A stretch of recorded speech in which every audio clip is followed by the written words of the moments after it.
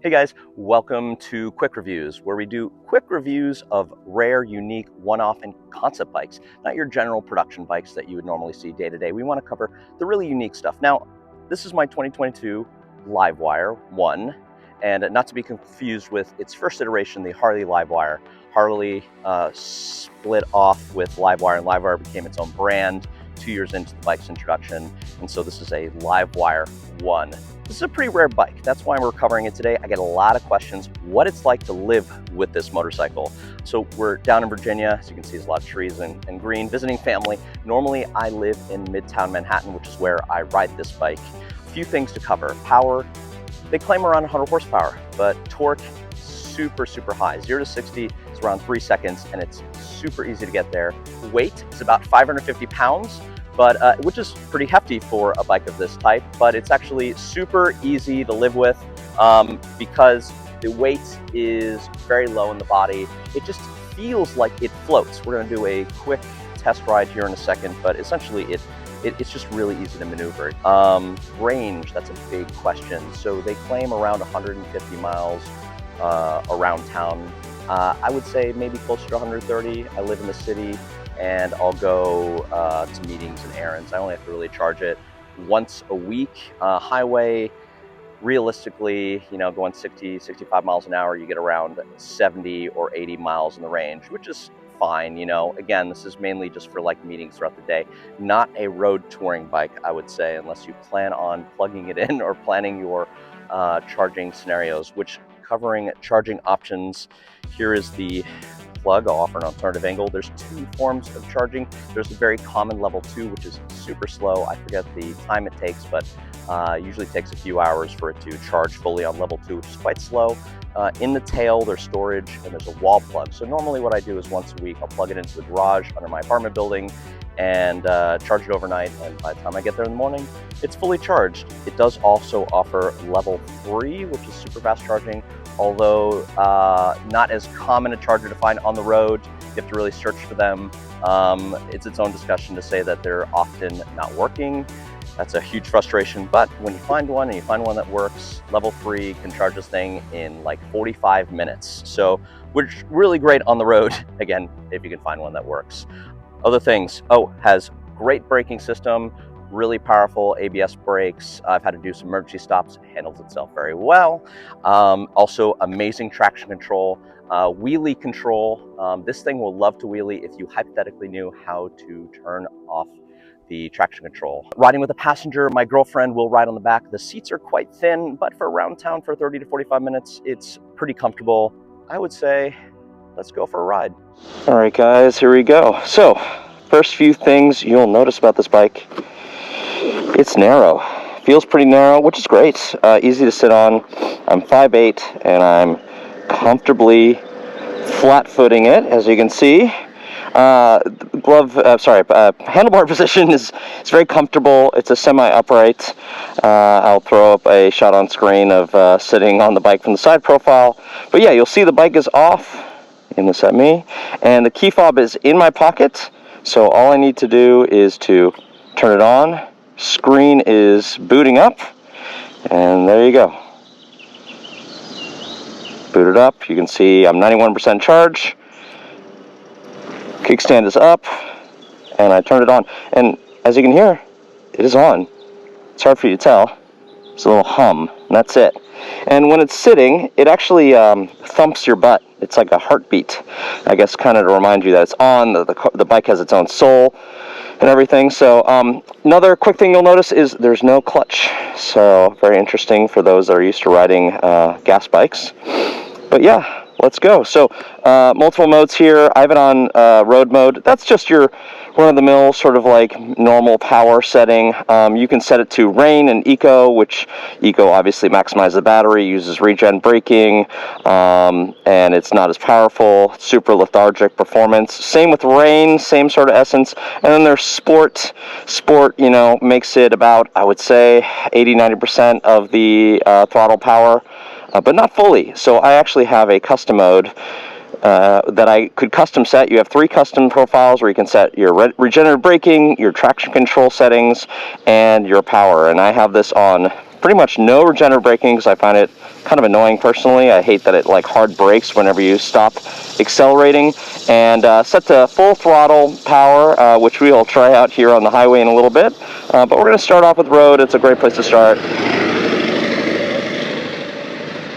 Okay, so as I said, we're here on start. Put my hands on, and away we go. A very non-dramatic start. Probably can hear it, a little hum in the background. A little hum. That's all you hear. I can hear road noise way more than I could with my other bikes. Oh, interesting thing to note. I'm going to do a little bit of a U-turn here. This is a very easy bike to U-turn. Check this out. I mean, you're not on the bike, but let me just tell you. The bike has like a gyro in it. I can't quite see. Guy giving a thumbs up. That's cool. Yeah, the bike gets a lot of thumbs up, by the way. Side note. But yeah, it has a sort of like a gyro or something low down in it. So when you turn, it feels like it's stabilizing itself. It is not bad, I would say, but it is a strange feeling for sure. You know, we'll try it again here. Give it a little bit of speed here. Very easy to accelerate, but not too touchy. Slowing down here. Brakes are very great. Good ABS, dual disc in the front. Yeah, I can just U-turn all day. I'm not going to claim that I'm the best U-turner. I'm okay. But this thing just makes it easy. You don't even have to think. You just kind of like push the bar, and it just kind of goes. It turns itself almost. So people ask what the riding and driving, I guess the riding experience of this thing would be. So where one of my gas bikes, say my R9T, is sort of like a Porsche 911, traditional, you know, gas, rolling through the gears and all that, so to speak. This is like your Tesla performance vehicle. Has a lot of technology, very comfortable to ride, very easy to sit on. You don't have to worry about shifting, but if you want it, you know, we could fly. We can really accelerate. So you have all those things. So when you go into a sport electric bike like this, think of it like a Tesla Model S, flat edition. Okay, again, brakes feel great.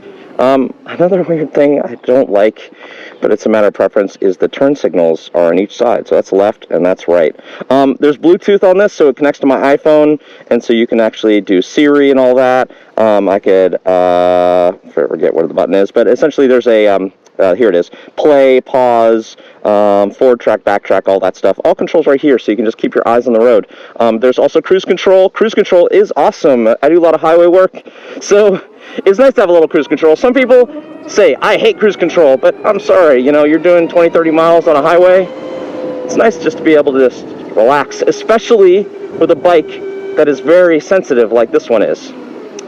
So I'm going to do something different. I know we're going through the neighborhood here, but I just want to show you what's possible here. So we're going to go right to my custom profile, full power. I'm not going to do anything right now. We're just easing in. Not going to run into any cars. And the bike just kind of like floats itself. Okay, here we go. So we're going, you know, cleared from behind, going 20 miles an hour, and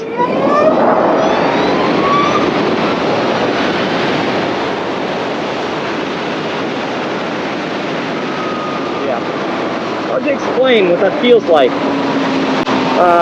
It takes a bit, if you're a newer rider, it takes a little bit to get used to using the full power like that. I wouldn't recommend going to sport mode if you're new to this bike right away. It feels like a leader bike, but there's like no exhaust, there's no drama to it. It just goes, you know? So, any speed, ready to go.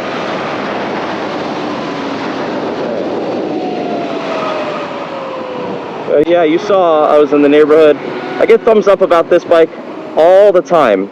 Probably the most questions of any bike I own I get with this one.